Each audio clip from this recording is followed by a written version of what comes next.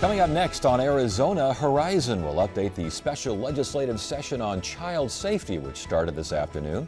And Phoenix Mayor Greg Stanton makes his regular visit to the show. We'll discuss the new city budget, among other things. Those stories next on Arizona Horizon. Arizona Horizon is made possible by contributions from the Friends of Eight, members of your Arizona PBS station. Thank you. Good evening and welcome to Arizona Horizon. I'm Ted Simons. Another candidate filed signatures today to run for governor. State Treasurer Doug Ducey submitted almost 3 times the number needed to qualify for the ballot. In filing his signatures, Ducey joins an increasingly crowded field of Republican candidates, including Secretary of State Ken Bennett, former Mesa Mayor Scott Smith, and former GoDaddy executive Christine Jones, among others. A special legislative session to revamp the state's troubled child welfare and safety system began today. Ben Giles of the Arizona Capitol Times was at the Capitol. He's covering the story, and he brings us up to date. Good to have you here. Thanks for joining us. Thank you. So what happened today? Not a lot. Just a few minutes ago this afternoon, they actually dropped the bills. They introduced the bills on the floors of the House and Senate. There are 2 in each chamber, identical. One is a policy bill basically outlining in state statute, this is what this new Department of Child Safety, they'd like to call it, will do to handle cases of child abuse and neglect. And it also goes through about 180 other pages of state statute, just making conforming changes where we used to have Child Protective Services. Now we have to refer to it as the Department of Child Safety. I want to get to more of that in a second here, but the idea that not a whole heck of a lot happened, is that a surprise? Not exactly. I think this is the way lawmakers had planned this week to go out. They wanted to take 3 days, and it might be out of necessity because this special session was called just last Thursday, and even then when it was being called, we were being told that there's still work being done on the legislation to create this new department. There's still numbers being crunched. There was still behind the scenes work to be done, and you kind of need a day to just tell the lawmakers who weren't intimately involved in this process of researching and creating this new agency for the last couple of months. You needed time to brief them and tell them what's happening. So as far as the agency's responsibilities, as far as the idea of more caseworkers, more criminal investigators, even the idea of more transparency, much discussion on that stuff today at all? Not today at all, no. Today was just a gavel in, gavel out, and with the plan to come back tomorrow in committees in the House and Senate where they'll hear these 2 bills, where there will be a chance for some public input, but more so in the case of the Arizona legislature, this will act kind of like a budget discussion where the bills go through quickly. We saw the budget this spring go through the Senate in a week, in 3 days' time when it was first introduced. And you'll see a lot of debate in these committees, and eventually Thursday, if all goes according to plan, some more debate on the floor and final votes. So, and I guess it sounds like Action Day is tomorrow, at least it starts tomorrow. As far as lawmakers taking the lead and conversely lawmakers maybe showing the most skepticism, what are you seeing down there? Well, the lawmakers who will be out front on this are mostly the 5 who have been working in this CPS reform work group that's been meeting since February. Your Debbie McCune Davises, your Leah Landrum Taylors, your Kate Brophy McGee's, and Eddie Farnsworth's. These are the lawmakers who have some specialty in this subject, who have been working to help research and craft the bill. But now that it's in the legislature's hands, a lot of this is just going to come from leadership. Senate President Andy Biggs is the chief sponsor of the policy bill in the Senate, and you have Senator Don Shooter, who heads the Appropriations Committee, as the sponsor of the appropriations bill, which, if everything goes according to plan, would provide about $60 million in new funding to this agency. Relatively encouraging to see Senate President sponsoring a bill. People are kind of concerned about how much he was going to get on board. Sounds like he's at least got 1 foot on board, huh? Yeah, that's a telltale sign that and he said as much today to reporters that he's probably going to vote yes for this bill. It's always, you expect someone to vote yes for a bill that they put their name on. I know we were told privately that he had sticker shock, and as did Speaker Andy Tobin when they first saw how much the governor was asking for. There was something about jaws hitting the table when they saw that $60 million figure, but mostly people seem to be lining up behind this proposal, and everyone understands that they just have this week to get in and get this done. There have to be some folks down there who, for whatever reason, are going to vote no. Are you getting that impression at all? Well, there's definitely going to be some pushback from the budget hawks in the Republican Party who are going to wonder, why are we giving this agency more money when we've increased spending for child safety in Arizona by about $250 million in the last 6 years? And we're giving them more money, and yet problems like the 6,500 NI cases that crept up last fall, where you just had cases that were neglected. If those sort of problems are still happening, that does give some lawmakers a leg to stand on when they say, how is more money going to fix this? As far as now public input to the process, will the public have a chance to offer some input and offer their voices, and if so, when? Your one chance is tomorrow in these committee hearings. You'll have, I believe it's in the health committees in the House and Senate, and the appropriations committees, also in both chambers. That's where there's going to be lengthy hearings on these bills, and if you do want to have a say other than picking up the phone and calling your lawmaker, you need to get down there and register to speak. And the idea, of course, is to get this special session over with, done with this week. Don't move it on into next week. I mean, is there any reason is there a reason they're trying to do this as quickly as possible? Besides, obviously, most of them think it's a good thing to do, but pragmatically speaking. The summer vacations are having an impact on this, honestly. We were told that next week in June is going to be a week when there would be a lot of lawmakers out of town missing. This was the week that after everybody got together and looked at their calendars, they determined on a Tuesday, Wednesday, Thursday basis, we could have the most number of attendees of the 90 lawmakers at the Capitol. So I think there is a bit of a rush to make sure it gets done by Thursday or Friday. And I think that's also why we didn't see a lot of action today. I think in some ways the legislature was caught with its pants down today trying to scramble and get this bill finished in time to introduce on the floor. And again, as far as what you're expecting tomorrow, I know preventative services, that's been a very big issue. There are folks out there saying that you can throw as much money as you want at some child safety division. If you don't find ways to prevent those kids from getting into that system in the first place, it's all for naught. Is that going to be a major point of emphasis? Could that be a bit of a sticking point? I think it'll be a major point of complaint from Democrats in the House and Senate. There's about, for example, $4 million in funding for child care subsidies for working poor families, but that's $6 million less than what child welfare groups were hoping for. But just because of the timing and because of the necessity, I think people see to start over, to move away from Child Protective Services and into this new department, even folks who aren't getting exactly what they asked for or as much as they asked for are still lining up for it. But you do have some lawmakers. I had Senator Ed Ablazur tell me today he's going to vote no because he doesn't think there's enough of those preventative measures, and he also doesn't think that there's enough outlined in these bills to differentiate between how the agency handles cases of abuse and neglect. All right. Well, we'll wait to see what happens tomorrow. Good to have you here. Thanks for joining us. Thank you.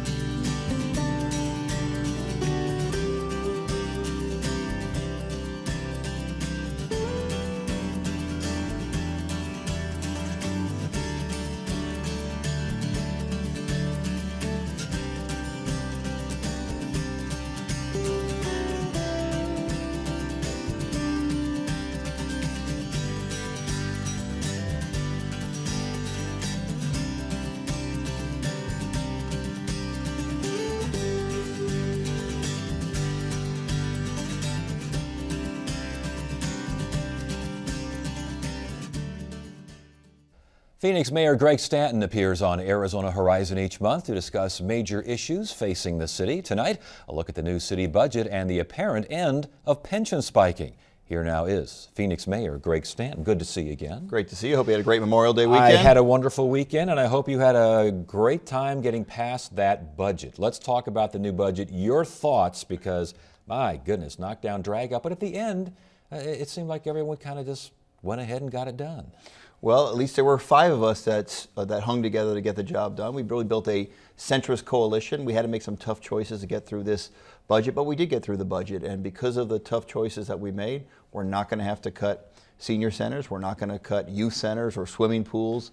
Now, a lot of the core services that people rely on were protected in this budget, and we did end pension spiking as well. So I think overall, I think the public can be very proud that the City of Phoenix acted responsibly, and we passed a budget that we're going to be very proud of in the long run and are going to protect the fiscal integrity of the City of Phoenix. We got citywide worker pay and benefit cuts, and 4 of the unions took cuts, obviously, this year and next year, with the 5th union fighting that particular cut.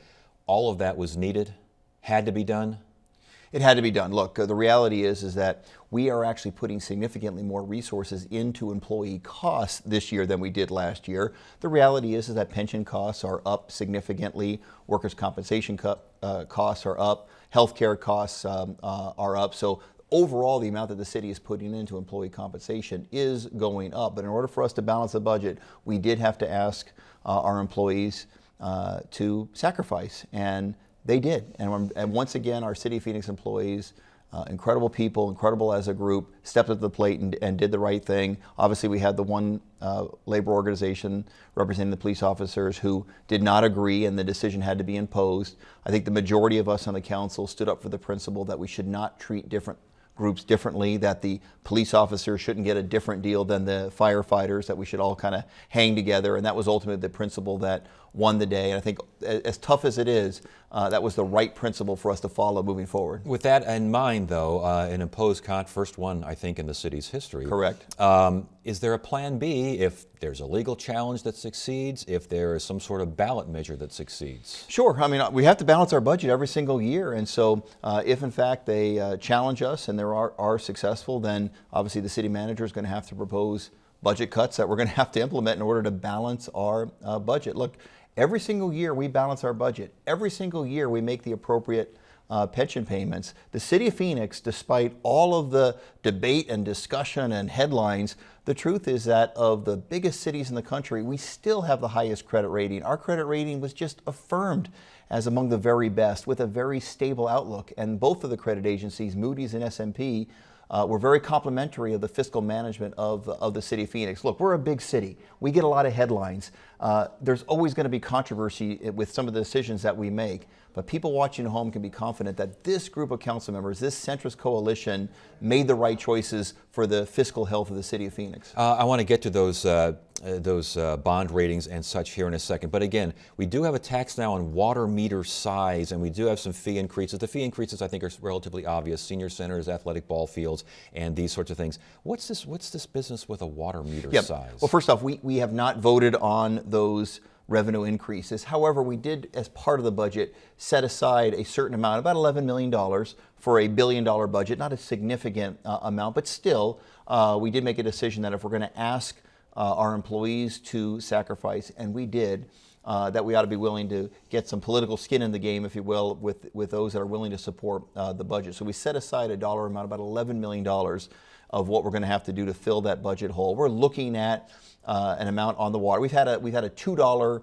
fee on the water bill for a long period of time. We reduced it back down to $1 fairly recently. The city manager has asked that we look at about $1.50 increase on the water bill. We're also looking at market rate pricing for parking meters, so that if you have a big sports event going on downtown, the parking meter isn't a fraction of the price of the parking lot 50 feet away, that we actually do and take into account market measures when it comes to pricing of that. By the way, most of the local downtown businesses and restaurants love it because they have customers that may not be going to that ball game that still want to be able to park in front of that restaurant so they can grab a meal. So it gets the cars moving a little bit more, if you will. And so it's a positive thing for the downtown locally owned business community. And yes, we are looking at some of the charges that we do charge for use of some of our athletic fields, the electrical costs associated with it, energy costs, et cetera, going up a slight amount. So overall, we need to hit about $11 million mark in order to balance our budget. Councilman Gates had some ideas: eliminate vacant positions, sell city-owned property, cut non-essential costs, lobbying, PR, those sorts of things. Make sense to you? Well, look, we are cutting hundreds of vacant positions. The 92 or 3 positions that the city manager asked us not to eliminate were essential services of the city. We're talking about 911 dispatchers where there's open positions. We're talking about people that are going to keep records management for the police department so we can keep track of our crime rate. We're talking about victims advocates in our prosecutor's office. So look, sometimes we get involved in soundbite politics where we say, just cut all of the vacant positions. It may sound good, but when you dig down, you dig a little bit deeper, and we should, as leaders of this city, we should be smart about which vacant positions we do eliminate and which we don't eliminate, because they would eliminate core services that we have to provide. And I think the city manager's recommendation did do that analysis. Try to avoid the soundbite of just saying eliminate vacant positions. And the question is which vacant positions we should eliminate. And he asked us not to eliminate about 92 or 93 positions, and ultimately the majority of the council agreed with him. Selling city property, of course we should sell unneeded city property. We're in the process of doing that. Now, we don't want to give away the store. We don't want to be so quick about it that we end up selling so far below market rate that we don't do right by the people of the city of Phoenix. We got to be smart about how we go about that process, and that's exactly what we are doing currently. And by the way, lobbying and PR, look, we should not overpay for lobbying expenses, but it's important that the interests of the people of the city of Phoenix are represented down at the Capitol. Believe it or not, they're not always friendly to the interests of the city, and we have to make our case at the state Capitol. We have to make our case to the federal government. There are a significant amount of grants and grant opportunities that Phoenix, we owe it to the people of the city to make sure we get our fair share. So I'm supportive of making sure that we have the firepower necessary, that we get our fair share of resources. So a difference in opinion there as to what is essential and what may not be essential. Of course, and by the way, selling of city property is obviously a one-time deal. You cannot use sale of property, one-time sale, for long-term expenses. That would be bad practices. That would get us in trouble with the credit rating agency if you start to engage in practices like that. We have had a solid credit rating for as long as we've received a credit rating. It's because we have strong fiscal management practices, and that is going to continue as long as I'm mayor of the city of Phoenix. All right, you brought up that credit rating again. Let's get to it. S&P, the city keeps a AA plus bond rating. First of all, explain why that's so important to the city, and then I want to know what the city can do, if it's even possible anymore, considering changing guidelines, to get back to the AAA, because it was knocked down in December. Is it ever going to get back? Yeah, we got knocked down obviously because Phoenix and Las Vegas, more than any other major American city, got hammered with regard to real estate prices and the value of real estate, which is a big chunk of our budget. If you read their reports, they always give us very strong remarks regarding our fiscal management practices. The reality is, if we can stay as high as we are. By the way, there was a very nice article in the newspaper about Peoria upgrading their credit rating. Guess where they upgraded? To the level of the city of Phoenix. I mean, we're in a situation where the center city has a better credit rating than almost all of the surrounding cities, with a couple of exceptions. That's very rare across the United States of America. It allows us to borrow money at a reduced rate. So when we do bonding, when we do rearrange some of our debt, refinance some of our debt, we can do it at a much lower interest rate. It costs the taxpayers less. We could pay it off more quickly, and then we can get back to refinancing or financing new projects, police stations, fire stations, et cetera. So it's critically important that we have our credit rating as strong as possible. I know Councilman DeCiccio said that the credit rating will never get back to AAA if we continue to see the city deplete reserves and property tax reserves. Are property tax reserves being depleted? And if so, what's that going to do to the credit rating? To be perfectly frank, Councilman DeCiccio for the last several months has said that a downgrade of the city's credit has been imminent. I mean, virtually every meeting he would come and make this passionate case that the city's credit rating was about to be downgraded. He was wrong.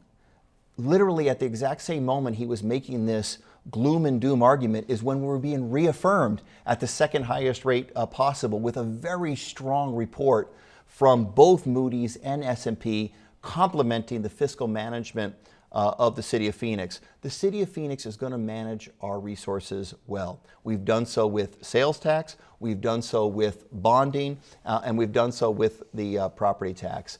And our strong fiscal management, our conservative policies relative to management of the city's fiscal house, has always been done in a very strong way. And again, that's going to continue with me as mayor. So with all due respect to any particular individual council member who suggests that the credit is going to be downgrading, presenting a very doom and gloom scenario, with all due respect, they were wrong, and I'm proud of the report that we got from both of those credit agencies. You had mentioned rising pension and health care costs. They're growing, seem to be growing more than revenue. Is it time to consider to perhaps go to a 401k type of plan? Well, since I've been mayor, we have made more pension reform than any mayoral administration in the history of the city of Phoenix. As you know, we did do significant pension reform. We asked the voters for support.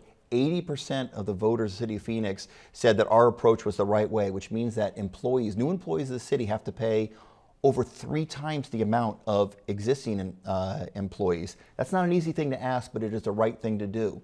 We also indicated that we were going to eliminate pension spiking. That is not an easy thing to do. It's been in place for decades in the city of Phoenix.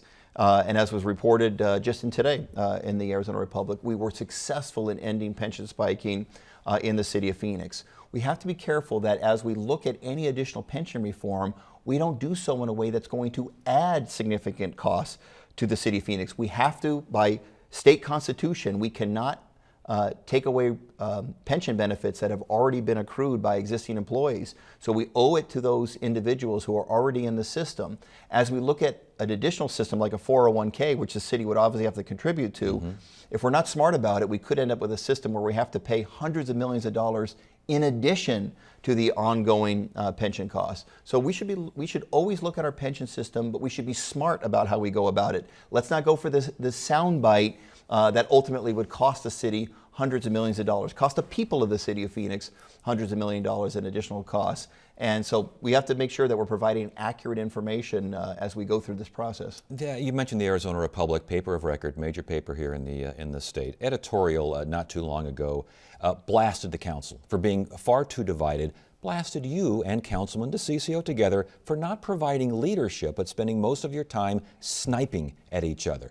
Was that a valid opinion? I can only speak for myself. If you ever watch how I handle the meetings, you will know that that is simply not the case. I treat everyone with dignity and respect. Everyone should know the facts about what's going on, but in terms of saying negative things about people, individuals, the insinuation that I spend too much time doing is simply not true. I've handled this situation. Obviously, when criticism is coming my way on a virtual daily basis, we've handled it with as much dignity and respect, because that's what I owe the public.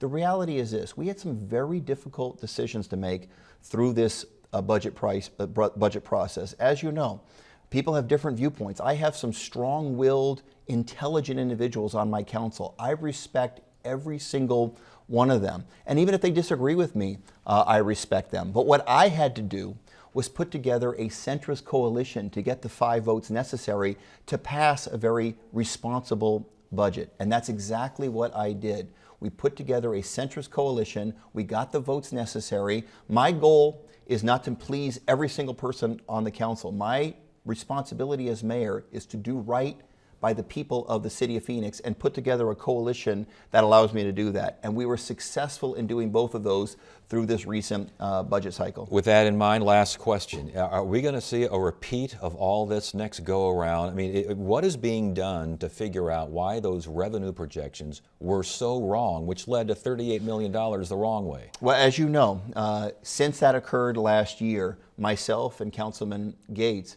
have written a memorandum to the city manager asking that the whole process be changed. First and foremost, that we get more regular reports to the council and the public so we're aware of what the revenue situation is in real time. And number 2, that he provide much more detail as to the basis of those recommendations. As you know, the revenue number that was projected last year was 7% increase. This year, they've revised it to 3%. I think a much more responsible number. So far, so good. But as I come back here on a monthly basis, hopefully you'll invite me back. I'll continue to provide updated revenue numbers so you, the public, everyone can understand exactly where we're at in real time.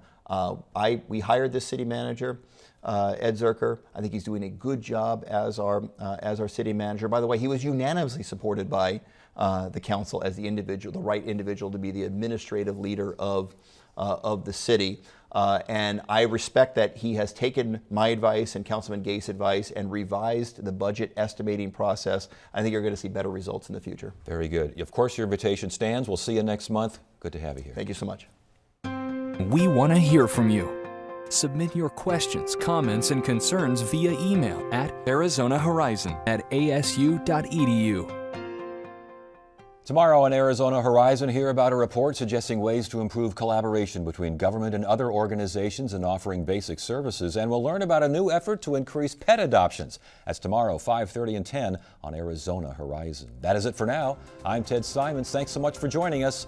You have a great evening.